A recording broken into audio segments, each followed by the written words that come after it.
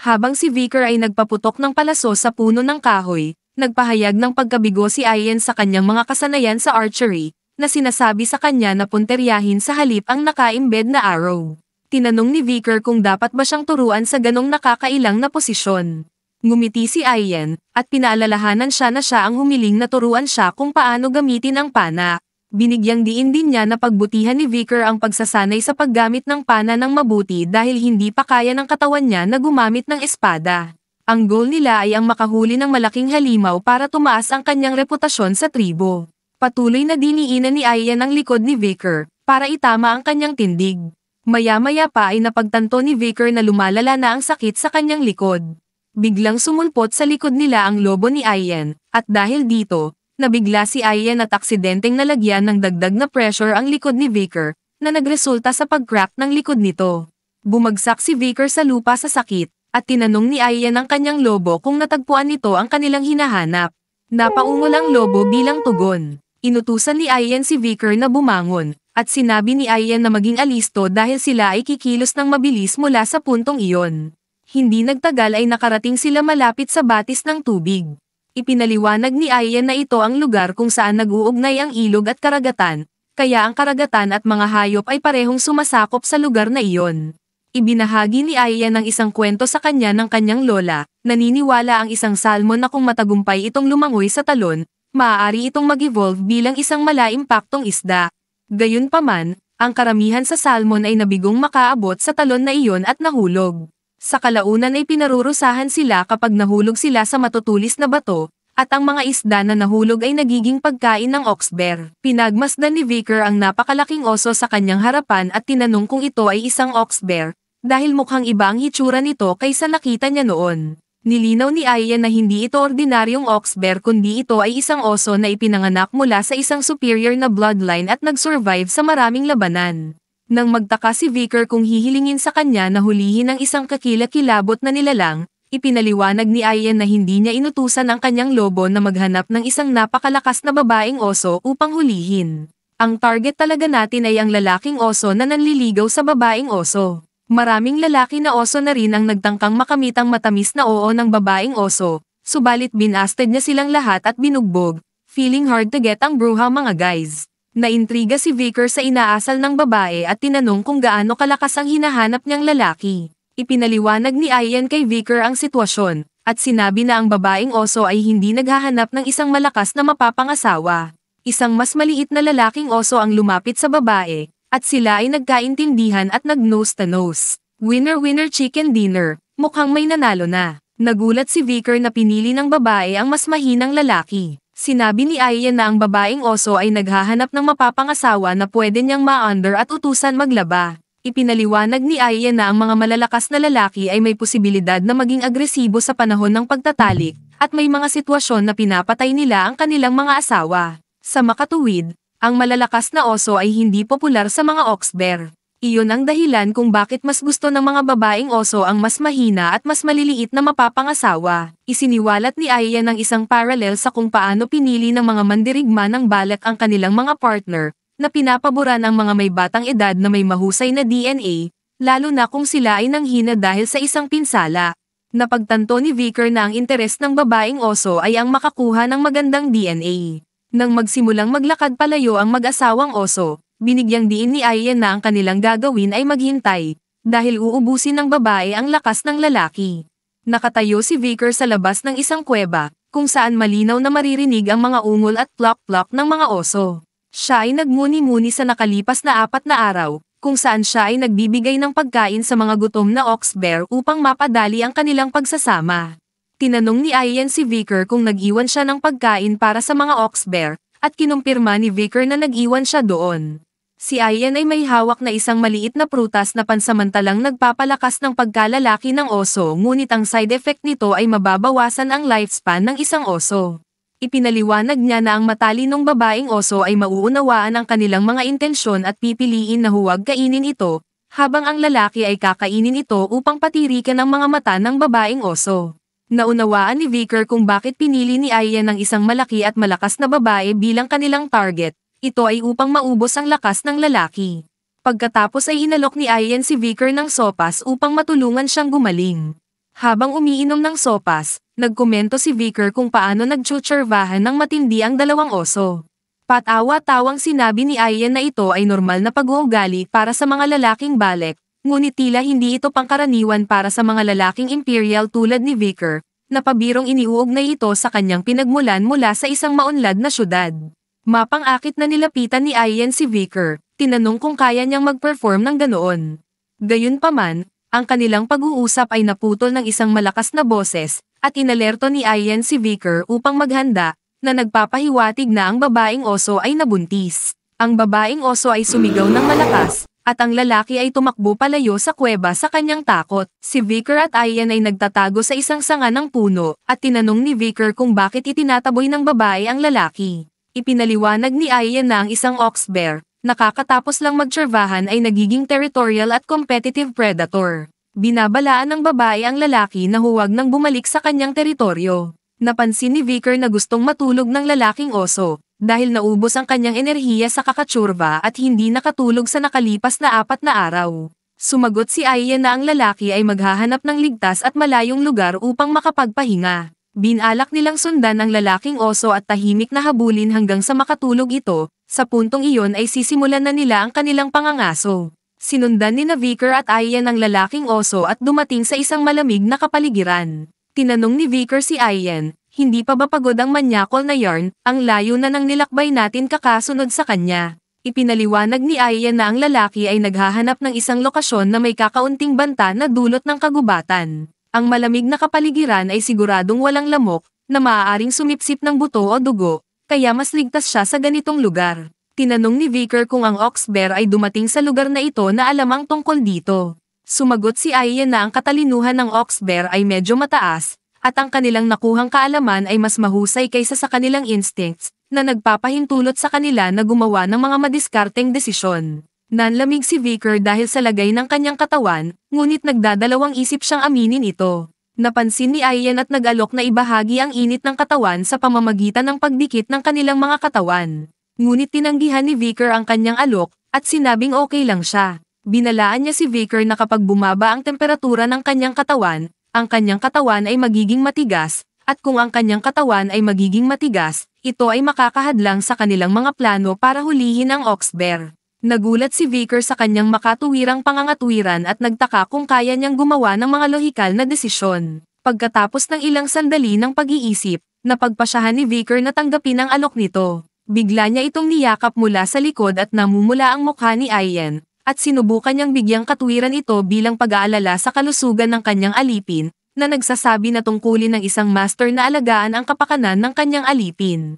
Biglang huminto at umungol ang lobo ni Ian habang nakatingin sa harapan. Napansin ni Ian na nawala ang mga yapak ng ox bear. Iniisip niya kung saan ito nagpunta. Ngunit bago niya matapos ang kanyang pangungusap, ang ox bear, na nagtatago sa malapit, ay nagpakawala ng malakas na ungol at inatake siya. Ang mga barbaro ay nagtipon-tipon, ang kanilang mga mata ay puno ng pananabik nang makita nila ang isang napakalaking baboy ramo sa harap nila. Namangha sila sa laki ng halimaw, na kinikilala na ang karne nito ay maaaring pakainin ng sagana ang buong tribo. Ang isa sa mga babaeng barbaro ay nagpahayag ng kanyang tagumpay sa pangangaso, na nagsasabi na siya ay nakahuli lamang ng 3 kuneho, na malinaw na natatabunan ng kahangahangang baboy ramo sa kanilang harapan. Isang lalaking barbarian ang sumingit, direktang hinarap si Ahon at kinikilala na ang baboy ramo na kanyang nahuli ay talagang isang napakahusay na tagumpay. Pinuri ng babaeng barbaro si Ahon at iminungkahi na siya ang maging bagong hunting commander simula ngayon, dahil sa kanyang tagumpay na nagawa. Sumang-ayon ang lalaking barbarian sa ideya, na isinisiwalat na kahit na si Commander Ian ay may mga limitasyon na makamit ang ganitong uri ng panghuhuli ng mag-isa. Inilabas niya ang katotohanan na may kasama siyang alipin sa pangangaso. Bilang tugon, nagpakita ng kumpiyansa si Ahon at sinabi na ang alipin ay isa lamang pabigat kay Ian. Hinulaan niya na babalik si Ian nang walang nahuli at luhaan, nang hindi man lang makahuli ng kahit isang kuneho. Sa kabilang banda, sinalakay ng nakakatakot na lalaking ox bear si Ian. Gayunpaman, Si Vicar na nakahawak sa baywang ni Ian ay agad niya itong hinayla paatras, dahilan para makaiwas si Ian ng ilang pulgada mula sa mabangis na suntok ng ox bear, na tatama sana sa kanyang mukha. Natangay ng lakas ng suntok ang ilang buhok ni Ian. Parehong nahulog sina Vicar at Ian mula sa likuran ng lobo na kanilang sinasakyan, at ang lobo ay nagalit sa ox bear. Gumanti ang lobo sa pamamagitan ng paglukso sa ox bear upang protektahan ang kanyang master. Nag-aalala sa kaligtasan ni Ian, tinanong ni Vicar kung ayos lang siya. Ipinahayag ni Ian ang kanyang pasasalamat kay Vicar sa pagligtas sa kanya. Duda ni Vicar sinadya ng ox bear na masundan nila ito at naghanda ng isang sorpresang pag-atake na tila mukhang nahulog sila sa bitag nito. Kinilala ni Ian ang tusong talino ng ox bear, na higit pa sa ibang halimaw. Naunawaan niya kung bakit pinili ng babaeng ox bear ang lalaking oso bilang kanyang kapares. Napagtanto ni Ian na hindi nila maiiwasan ang labanan. Tumingin siya kay Vicar at nakaramdam ng hindi kanais-nais. Naisip niya kung paano siya nakatanggap ng tulong mula sa kanyang alipin at nag-aalala tungkol sa kanyang dignidad bilang kanyang master. Biglang nagpakatatag si Ian at inutusan si Vicar na manatili sa likuran niya habang siya ay makipagbakbakan sa halimaw. Iginiit niya na ipapakita niya sa kanya ang kanyang dignidad bilang kanyang master. May determinasyon, sumakay siya sa likod ng lobo at hinabol ang ox bear. Nagkomento si Vicar sa kakaibang paraan ng mga aliping balik, na pabirong tinutukoy ang kanyang sarili bilang isang alipin na tinatamad habang nagtatrabaho ang amo. Nang makarating si Ian sa isang mataas na lugar, nagsimula siyang magpaputok ng mga palaso sa ox bear. Sumigaw siya ng may pananalig, na nagpapahayag ng kanyang sama ng loob sa bantat na pag-uugali ng ox bear sa harap ng kanyang alipin, at nanumpa na pagbabayaran nito ang mga kanyang ginawa. Mabilis na nagtago ang ox bear sa likod ng isang batong yelo, na sinusubukang iwasan ang mga palaso ni Ian. Sa isang matinding focus, naghanda si Ian na maglunsad ng isa pang pag-atake at binalaan ang ox bear, na ang kanyang palaso ay tumatagos sa bakal, na binibigyang diin na ang pagtatago nito ay hindi sapat para makaligtas sa kanyang palaso. Pinaputok ni Ian ang kanyang palaso sa ox bear, ngunit naipit ito sa bato, at hindi tumagos ng tuluyan. Ngunit laking gulat ng ox bear, isang malakas na bughaw na sinag ng enerhiya ang tumusok sa tiyan nito, na naging sanhi ng pagbuga nito ng dugo at umungol sa sakit. Nagulat si Vicar sa hindi inaasahang pag-atake na tumama sa ox bear, na nagtatago sa likod ng bato. Napagtanto niya na ang malaimpaktong aura mula sa palaso ay eksaktong tumagos sa malaking bato at puminsala sa ox bear. Namangha siya sa mga kasanayan ni Ian sa paggamit ng pana, na isinasaalang-alang ang mga ito na katulad ng isang anyo ng sining at kinikilala ang kanyang pambihirang kakayahan sa pangangaso. Sinabi ni Vicar na kung siya ang huhusga, ang mga kasanayan ni Ian ay maaaring mas higit pa, kaysa kay Camus Morg. Ang sugatang ox bear ay lumabas mula sa pinagtataguan nito na may namumulang mga mata, at galit na pasulong kay Ian. Nagpatuloy sa pagpaputok ng palaso si Ian na tumama sa isang mata ng ox bear, ngunit hindi ito ininda, at patuloy pa rin ang pagsulong nito papunta kay Ian. Bilang tugon sa pagpupursige ng ox bear, may kumpiyansa na naghanda si Ian ng isa pang palaso, na iginiit na ang isang palasong puno ng kanyang katapatan ay sapat na makapangyarihan upang makalusot sa isang pader ng kastilyo. Pinakawalan niya ang palaso, ngunit sa kanyang pagkagulat, ang ox bear ay nakaiwas sa pag-atake, dahil dito si Ian ay nabigla at nataranta.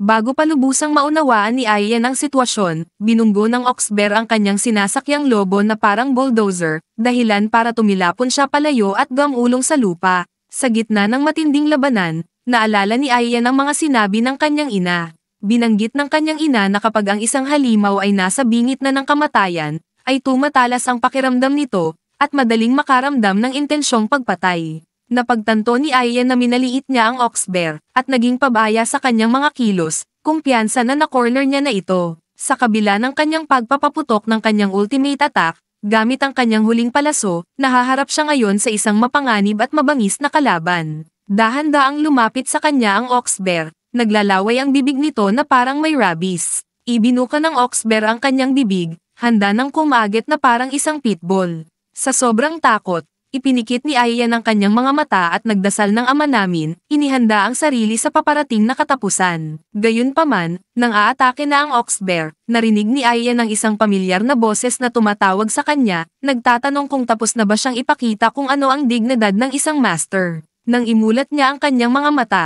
nakita niya si Vicar na nakatayo sa kanyang harapan.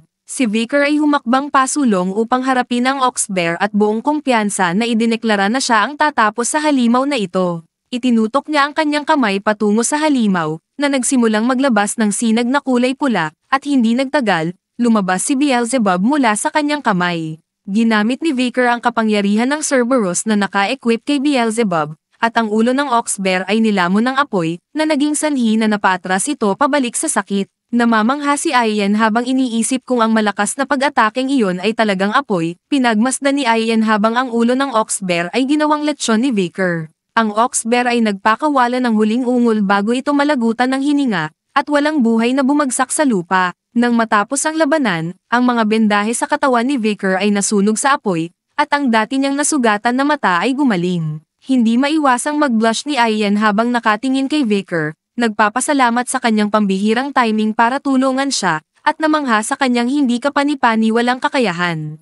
Gayunpaman, ang Pogi Points moments ni Vicar ay napalitan ng pag-aalala nang makita ni Ian ang mukha at posture ni Vicar na nabaluktot sa sakit. Inamin ni Vicar na ang paggamit ng makapangyarihang kasanayan na iyon ay nagdulot ng pinsala sa kanyang katawan. Bumagsak si Vicar sa lupa, na iniwan si Ian na nagulat at naguguluhan sa bilis ng mga pangyayari. Tinawag niya si Vicar ng may pag-aalala, hindi sigurado kung ano ang gagawin sa pasikat niyang alipin. Sa gabi, nagtitipon ang mga barbaro sa isang lugar, sumasayaw sa paligid ng apoy bilang pagdiriwang. Nagluto sila ng pagkain sa isang malaking palayok at ipinamahagi ito sa iba. Umupo sina Ian at Vicar sa gilid, nakasuot ng tradisyonal na sombrero. Nagsalita si Ian, tinanong niya si Vicar kung ano ang pakiramdam ng isang MVP sa pangangaso na nakahuli ng pinakamalaking halimaw, at nakatanggap ng paggalang at paghanga ng mga taga-nayon. Gayunpaman, si Vicar na tila walang pakialam sa mga sinasabi ni Ian, dahilan upang punahin siya ni Ian sa kanyang kakulangan ng sigasig.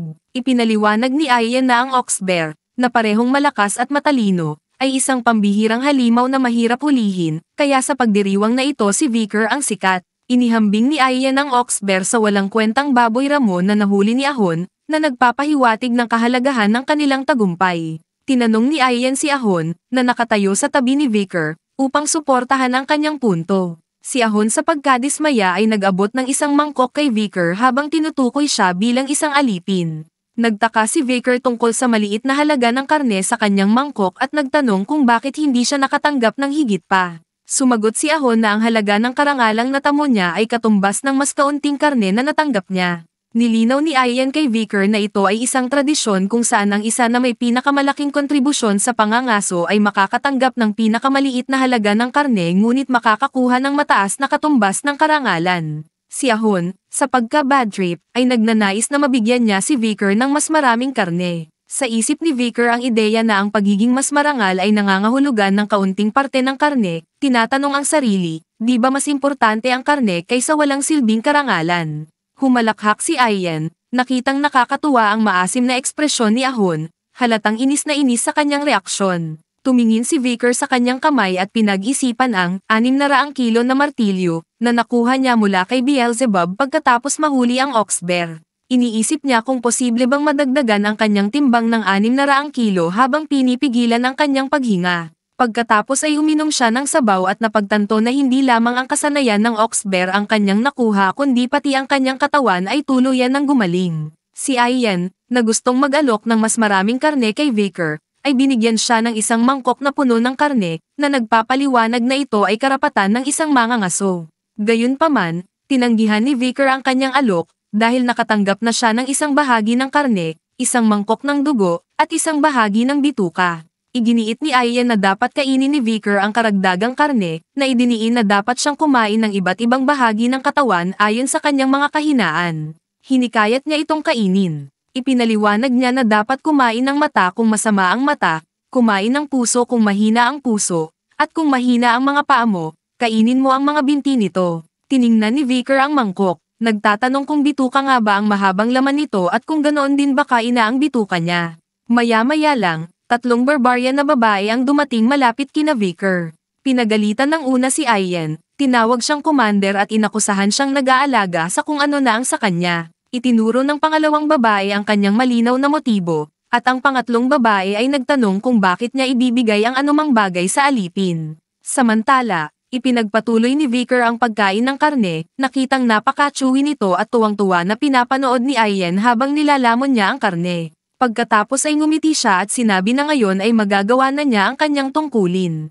Si Vicker ay patuloy na kumakain at iniisip kung ano pa ang inaasahan nito mula sa kanya. Kung iisipin, naniniwala siya na ginawa niya na ang kanyang tungkulin sa panahon ng pangangaso. At dito nagtatapos ang part 20 ng ating video. Like, share and subscribe para updated kayo sa part 21 ng ating video.